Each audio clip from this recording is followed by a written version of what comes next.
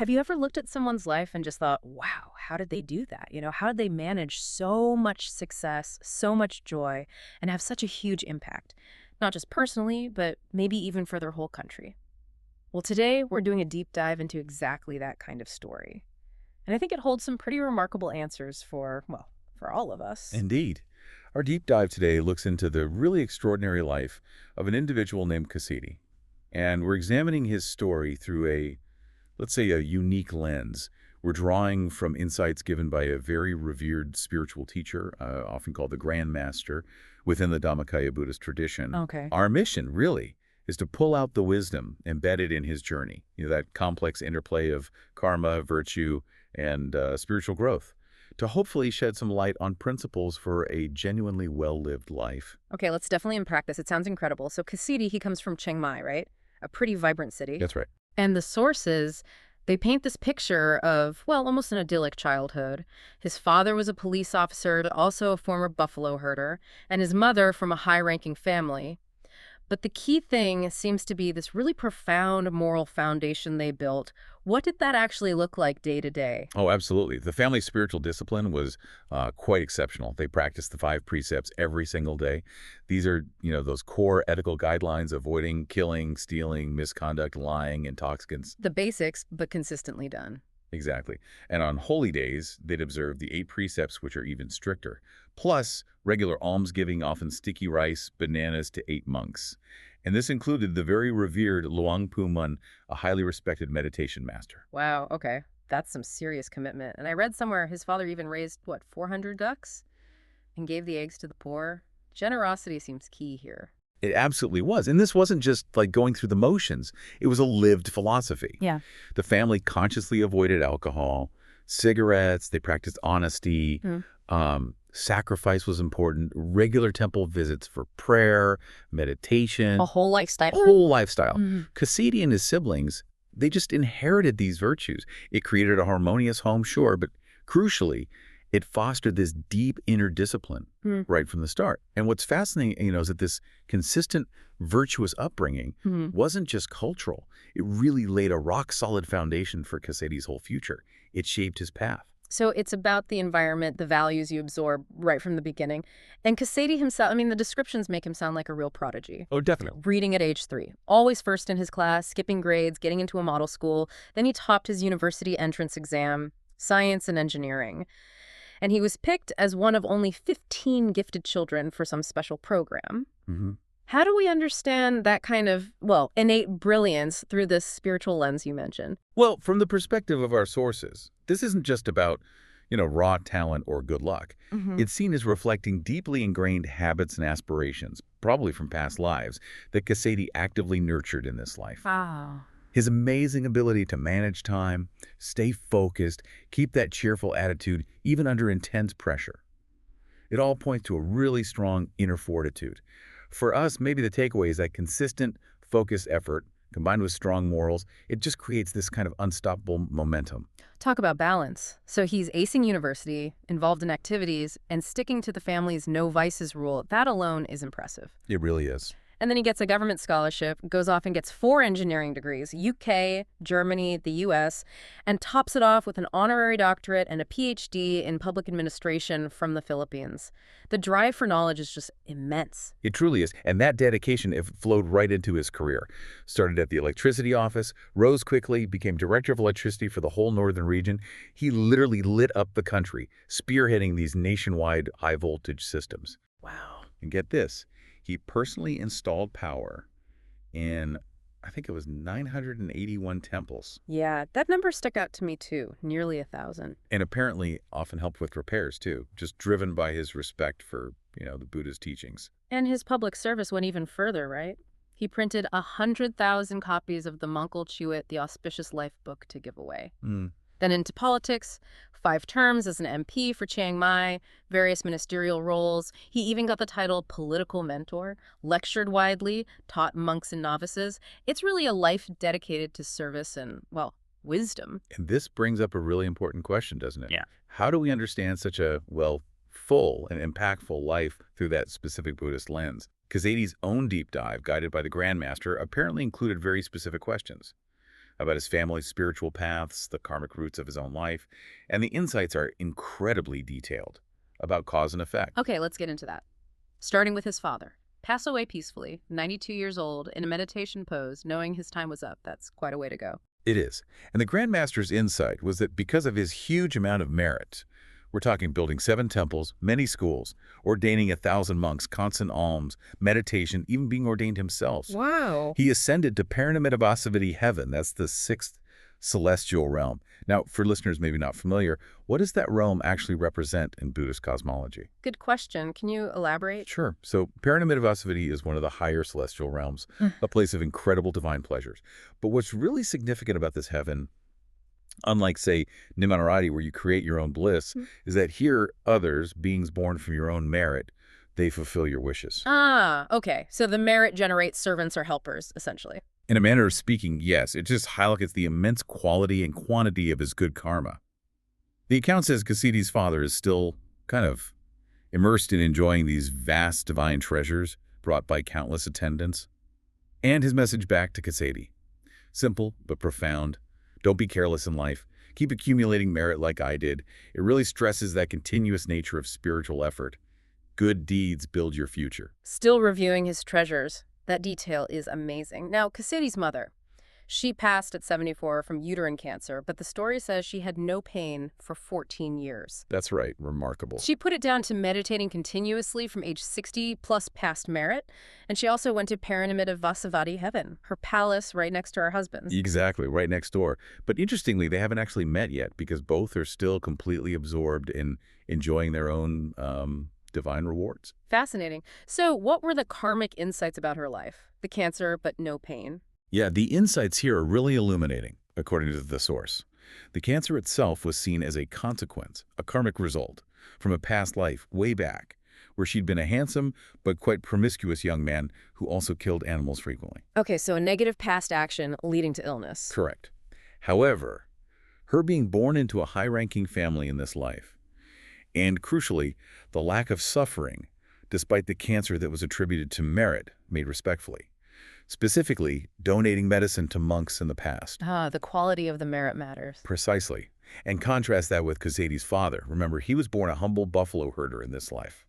The insight suggests that while he definitely supported his wife's merit-making, he didn't actively make merit himself with the same level of, say, reference or personal consciousness. So even for a loving couple, these nuances in how you make merit, your intention, your focus, they profoundly shape your individual destiny and experiences. Right, so even within one family, very distinct karmic paths unfolding.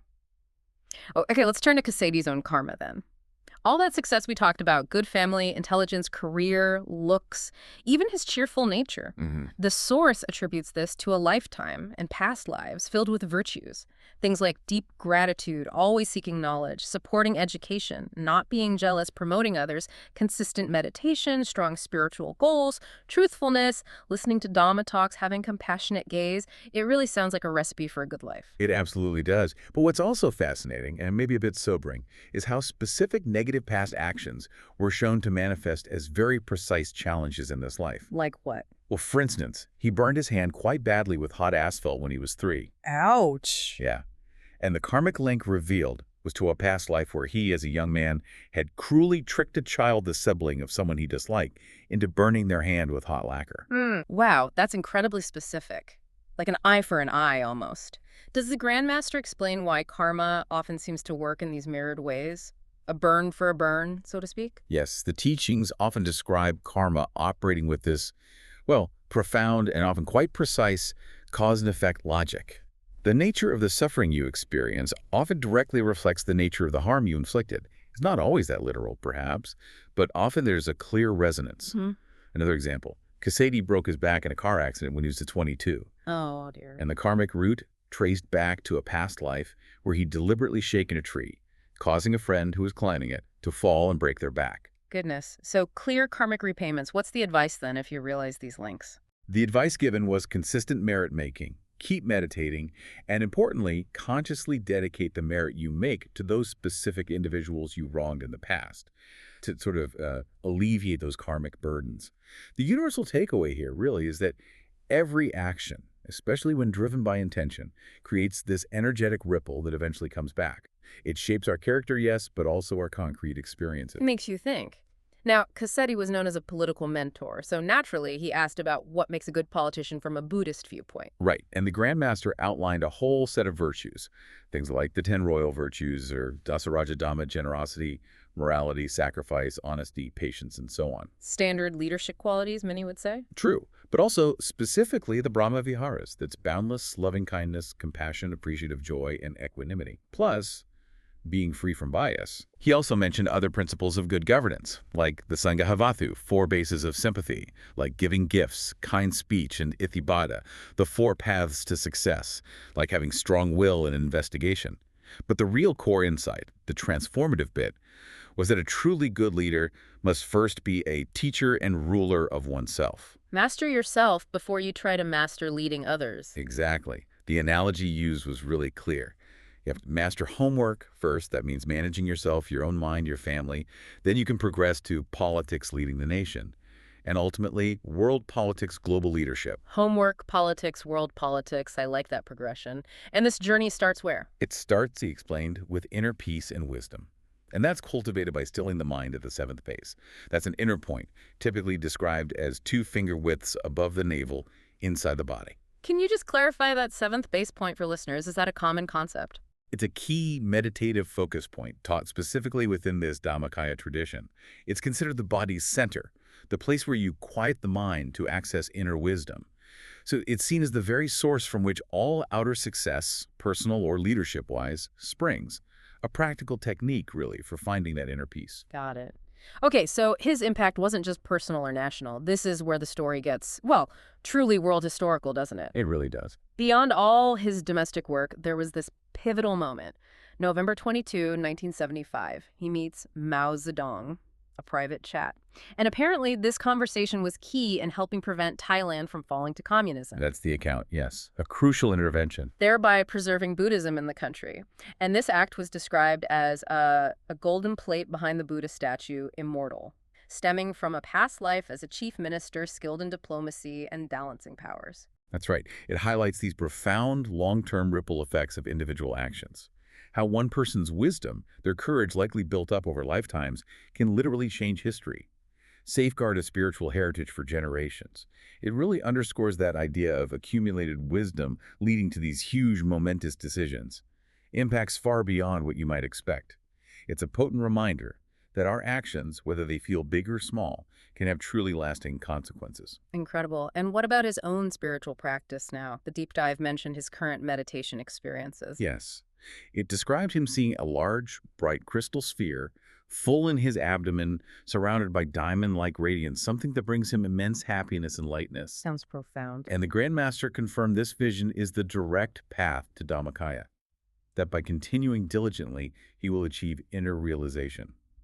Now, what does Dhammakaya mean in this context? Yes, please explain that term. So, Dhammakaya translates roughly as the body of Dhamma, or body of truth.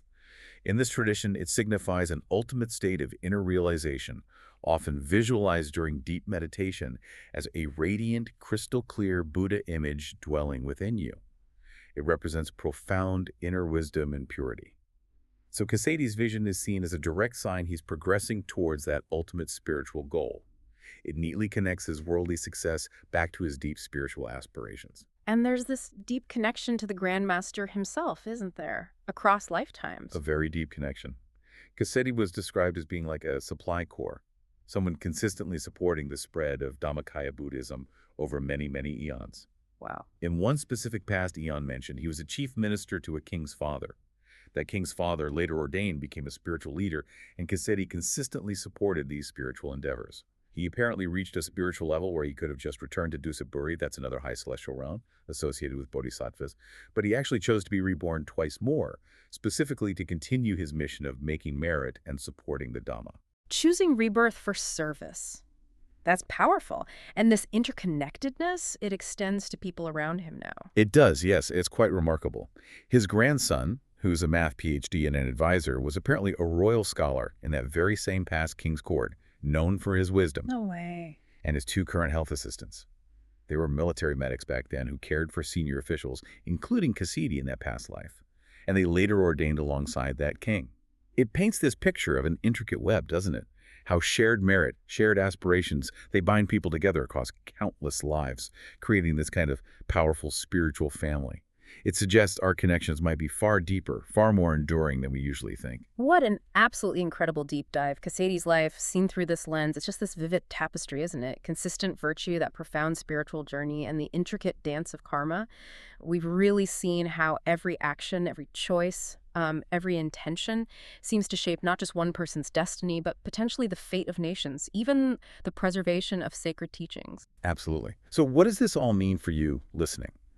Cassady's story, interpreted through these insights from the Grandmaster, is just such a powerful reminder. Past karma, yes, it influences our present. But our current actions, they hold the keys, they shape our future.